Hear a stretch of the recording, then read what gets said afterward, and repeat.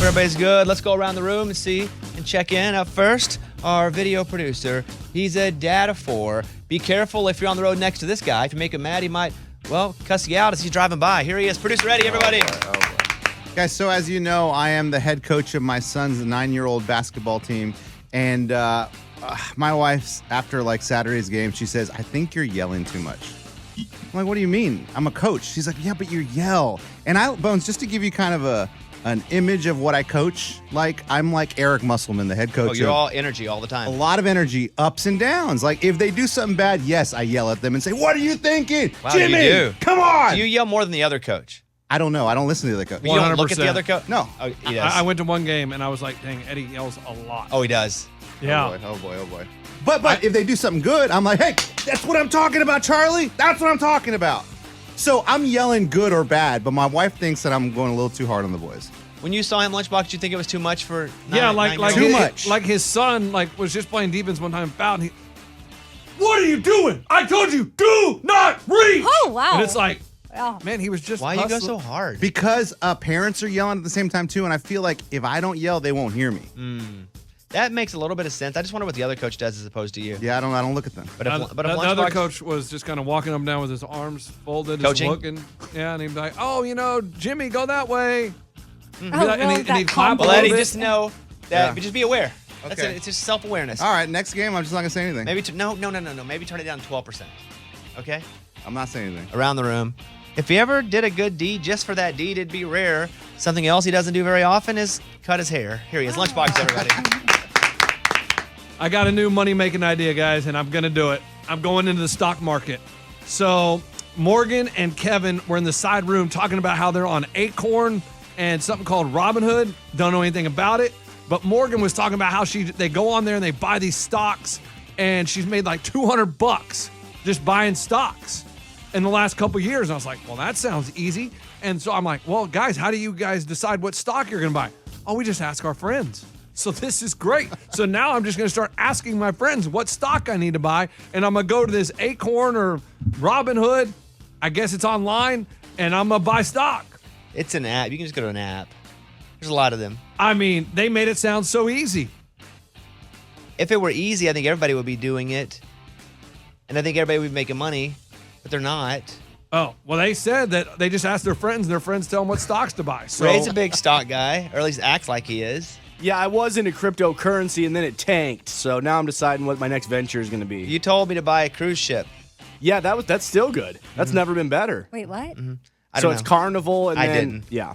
Morgan, what do you want to say about this? I mean, we were talking about that, but Lunchbox was shocked to hear that people actually invest in stocks. It's like he's never heard of stocks before. now I've heard of that S&P 3000 thing, Close. but I don't know what it means. Like they put those numbers on the screen. Well, what I would advise you is don't go too hard too fast. It's gambling. And But I which don't- friends should he ask? Yeah, which friends do I ask? Don't 'Cause ask me. I don't know anything about it. That's what I'm saying. Morgan's like, I'm like, she has all these Why friends. don't you ask Morgan? Hey, Morgan, what should I buy today? You should probably buy some Amazon stock. Well, see, right, you could, and it costs a whole, that's the easiest. It costs a whole lot, Oh, it costs a lot of money? and it's not really going to go up or down much. Oh. That's solid. But if you want to make some money, you got to take some risks. This reminds me of a conversation I overheard at a brunch the other day. I guess this guy might be an investor, and he was telling the table he was sitting with, literally the worst thing. I hate when people come to me and they're like, well, my friend told me to invest in this. It's like a That's doctor. the worst idea. I saw this on Google. What is Okay, good luck, Lunchbox. Thank you. Let us know when you're rich. Woo! You know, it takes money to make money, though. That's right. Here I come, Acorn. Is it called Acorn? I don't know, dude. You can invest in whatever. You can use whatever platform you like. She's taking acting classes to help her get out of her shell, and she may get another role in a movie soon. You just never can tell. Here she is, Amy, everybody. My friend had a worker steal jewelry from her house, and it's on no. camera. And they've already addressed it. It was earrings on the counter, real diamonds. And I just was like, oh my gosh, what would I do? Because now she's faced with whether or not to press charges. Oh, and my God. I thought, I don't think I could do it. Like the company already knows who sent the person out, and I'm sure that's being handled. But like that person knows where you live, and if you press charges, I just feel like they may retaliate. So that was my advice to her, but I don't know what she's going to end up doing, and I was just curious what you would do. I was looking up, like, if you steal from somebody's house, obviously it's a felony depending on how much you stole. jewelry. I This is assume. diamonds. I know. Diamond earrings. You can't be worried about them retaliating because then nobody would turn anything in. That's I correct. know, but that's always my problem. But I say that though, scared of life myself. I'd turn them in. Okay.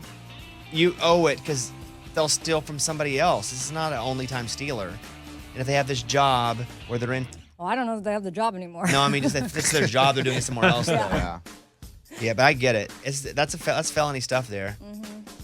That's Oh, that's man. And tough, just a though. reminder too, if you have people coming over, it sucks, but like maybe go around your house and be like, what do I need to put away?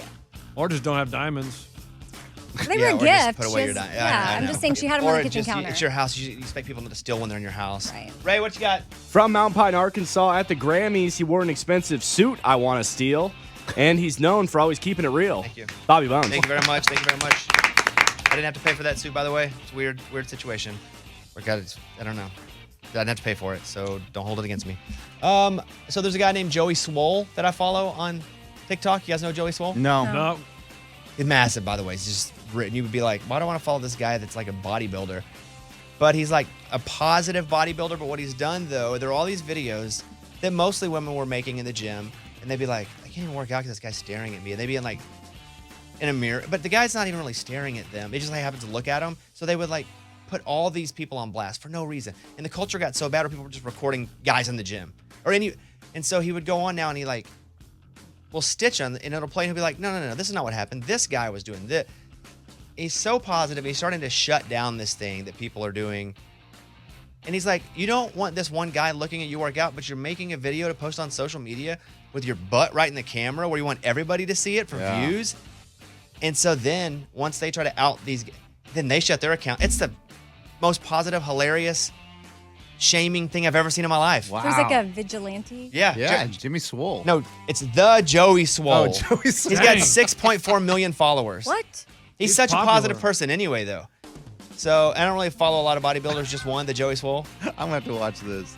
But there was this whole culture where people would take cameras into the gym and they would wear little tiny clothes and then they would get guys, if the guy would just happen to look at them, they'd zoom in and be like, look what I'm dealing with at the gym. And then he's like, nope, you're actually working real hard. And that guy, what it looks like there is he's like, dang, look at her, that's really good. It's crazy. Joey Swole is my hero. He doesn't know it though. All right, we're here. We're ready to go. Glad you guys are with us. Let's play some Luke Combs. It's a